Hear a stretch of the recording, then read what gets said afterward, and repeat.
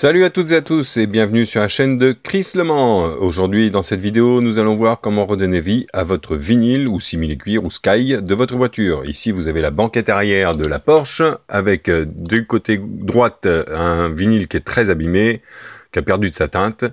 Et du côté gauche, vous voyez, là j'ai réussi à redonner une teinte d'origine, c'est très important d'origine. Et on va voir également qu'on peut faire des panneaux de porte en simili-cuir. Et également des parties du tableau de bord, ou même le tableau de bord quand il est recouvert de vinyle thermoformé. Pour ça, j'ai été chercher un petit peu sur internet, et j'ai trouvé Colorlock, qui est un fabricant de produits destinés à la rénovation spécifique des cuirs et simili-cuirs de votre voiture.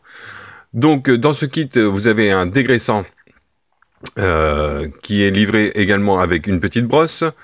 Vous avez un nettoyant soft, de la teinte, et une lotion de protection anti-UV, des chiffonnettes et des petites mousses spécifiques pour appliquer la lotion de teinte. Vous aurez besoin également de quelques microfibres propres, s'il vous plaît. Alors l'avantage de Colorlock, c'est que vous pouvez avoir toutes les couleurs d'origine de votre voiture. Donc là, on vous donne un petit échantillonnage. Et moi, j'ai pris le 034 qui correspond au noir de chez Porsche. Donc on va faire étape par étape. C'est surtout très important de respecter les étapes pour nettoyer et redonner vie à votre simili-cuir. Donc la petite état des lieux du panneau de porte, donc qui est gainé simili-cuir en partie basse et en partie haute, c'est un vinyle thermoformé sur une pièce en bois, je pense, de mémoire. Donc vous voyez que c'est très très sale, même si j'en ai tenu, si j'étais soigneux avec ma voiture. Donc le premier temps, on va utiliser le nettoyant soft avec la petite brosse. On va appliquer sur la brosse et ensuite on va frotter en arc de cercle l'intégralité de tout ce qu'on veut teinter. Donc c'est important d'être très minutieux et très soigneux à ce moment-là, parce que là on va faire pénétrer le nettoyant dans toutes les petites structures du vinyle. Et parce que si on applique une teinte sur un support qui n'est pas propre, ça tiendra pas dans le temps. Donc on prend son temps et on nettoie bien l'intégralité de tout ce que l'on veut teinter. Alors c'est un produit qui est neutre, hein, donc il n'y a aucun souci avec le plastique, ça va pas l'abîmer ou le détériorer. Donc allez-y, c'est pas grave si vous débordez un petit peu, même sur la moquette, avec ce produit-là, ça c'est pas grave. Vous laissez agir 2-3 minutes, et ensuite vous essuyez avec une microfibre propre et sèche. Hein. Très important, propre et sèche, hein, on va pas dégueulasser, ce qu'on vient de faire, ça serait quand même dommage.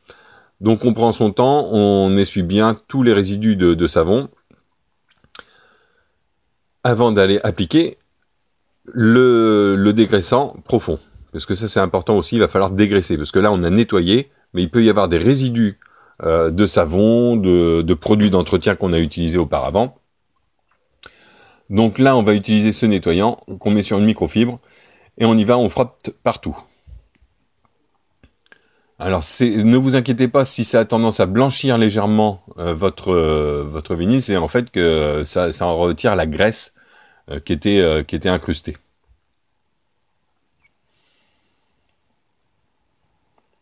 Une fois que c'est bien sec, alors ça prend quelques minutes, hein, parce que c'est un produit légèrement solventé.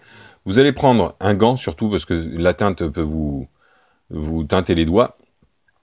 La petite mousse, et vous mettez du produit de teinte. Et vous allez l'appliquer partout sur toutes les parties que vous voulez teinter. Alors, en fonction de la granulosité ou de la structure de votre vinyle, vous allez soit appliquer, si c'est très très lisse, bon bah vous appliquez en arc de cercle. Si c'est un peu plus structuré, vous tamponnez légèrement, de façon à ce que la teinte rentre bien dans les pores, on va dire. Alors c'est valable aussi pour le cuir. Vous tamponnez pour que ça rentre bien dans les pores de chaque recoin du support. Une opération que vous pouvez faire une fois, en fonction de l'état de votre vinyle ou de votre cuir. Si vous voyez que le résultat est pas encore satisfaisant, vous utiliserez un sèche-cheveux pour faire sécher plus rapidement le produit et vous ferez une deuxième passe, voire une troisième si c'était vraiment très abîmé. Moi, en ce qui me concerne, sur du vinyle, en fait, c'est un produit qui perd de la teinte avec les UV, mais qui ne craque pas avec le temps, comme on pourrait avoir un cuir naturel. Donc là, je me suis attaqué aussi à la partie supérieure. Alors tout le rebord de la fenêtre, comme c'est en direct avec les UV, c'était vraiment très marqué, blanchi, c'était vraiment pas très beau. Donc là, j'ai insisté légèrement à cet endroit-là. Et là, vous voyez que ça commence déjà à sécher. Hein. On voit que ça s'évapore.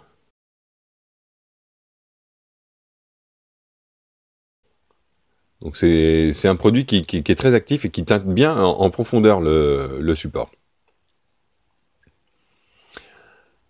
Une fois que c'est bien sec, et que vous avez fait une passe ou deux passes, vous attendez 24 heures, idéalement 24 heures, pour appliquer la lotion. C'est une lotion nourrissante pour le cuir et anti-UV dans tous les cas. Donc pour le vinyle, puisque c'est pas un produit qui boit à proprement dit, comme le cuir, comme un matériau naturel, il va falloir quand même le traiter avec cette lotion anti-UV. Donc il ne s'agit pas d'en mettre des tonnes, vous allez voir que ça s'applique très très bien. Hein. Donc on y va. Avec la petite lingette qui est fournie, et qui n'est pas fibreuse, vous allez appliquer en arc de cercle la lotion anti-UV sur tout ce que vous avez traité.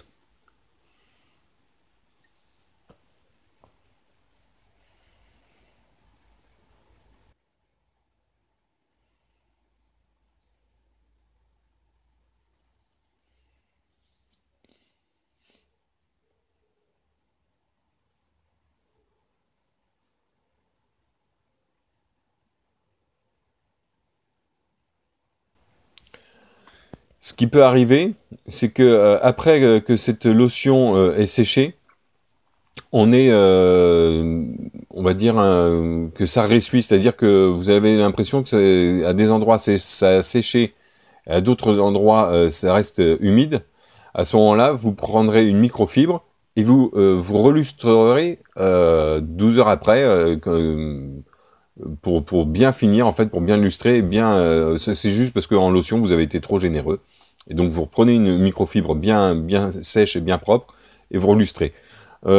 Color Look propose, eux, de relustrer avec une microfibre légèrement humide. J'ai pas suivi cette préconisation et finalement, vous voyez que le résultat est absolument génial. Moi, je reconnaissais pas mes sièges, quoi. Hein, là, ils ont repris une teinte absolument profonde, un noir bien profond, et c'est protégé. Gros avantage, c'est que c'est protégé. Vous voyez un petit peu. Donc ça, c'est juste le dosseret arrière, mais je l'ai appliqué ensuite sur les assises, sur l'intégralité de la voiture. Bah, ça lui donne vraiment de la valeur, quoi. Là, on peut voir vraiment le grain. C'est vraiment très très agréable comme résultat. C'est vraiment valorisant. Là, sur cette voiture, et je crois d'ailleurs sur beaucoup de Porsche 924 ou 944 avec le tableau de bord, vous avez une espèce de marque comme ça qui est entre la boîte à gants et les grilles de ventilation centrale. Cette marque, je ne sais pas à quoi elle est due. Donc, je fais un nettoyage avec le nettoyant soft, hein, pour bien nettoyer le support. Et en accéléré, on voit que le produit agit. On essuie. On fait le dégraissage habituel. Hein, j'ai coupé volontairement les opérations parce qu'on connaît. Et ensuite, j'applique avec la petite mousse la teinte. Alors là, j'avais été un peu généreux parce que c'était sur une petite partie. Finalement, j'aurais dû en mettre un peu moins. L'avantage, c'est qu'on peut travailler très proprement. Moi, j'ai été un peu grossier. Mais logiquement, on peut, avec ces petites brosses, ne pas dépasser. Il faut faire attention, justement, quand on travaille sur des simili-cuir et tissu, ou cuir et tissu. Donc là, vous voyez, la marque, l'espèce de trace noire, en fait, a disparu. Donc voilà, tout le vinyle a été traité sur les panneaux de porte et accessoires, hein, les accoudoirs, la partie haute comme ça. Après 2 lustrages, c'est vraiment superbe. Là, pour le coup, on ne reconnaît pas du tout la voiture, quoi. Enfin, l'intérieur, c'est l'impression d'avoir mis des trucs neufs. En bonus, je vous ai mis ce sac Adidas que j'ai récupéré dans un vide-grenier qui avait dû être abandonné apparemment pendant une 30aine d'années. et qui était particulièrement dégueulasse et assez abîmé. Bon, j'ai payé une bouchée de pain, 10 balles, je crois. Mais je me suis dit, pour ranger mes affaires de moto, quand je m'en sers pas, bah, c'était sympa. Donc j'ai utilisé le nettoyant doux, que j'ai appliqué encore une fois sur la petite brosse.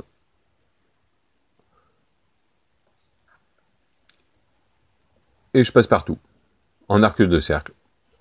C'est pas trop compliqué. Donc vous passez bien partout. Là, j'ai traité qu'une seule face, hein, pour qu'on voit un petit peu le résultat.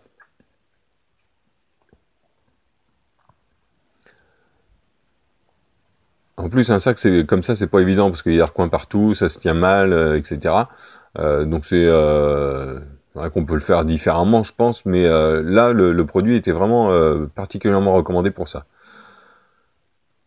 On prend, une fois que le produit a bien agi, on prend une microfibre sèche et propre, toujours, et on essuie. Alors, ça fait pas comme s'il sortait de l'usine, mais sincèrement, ça lui a redonné une sacrée gueule, quoi.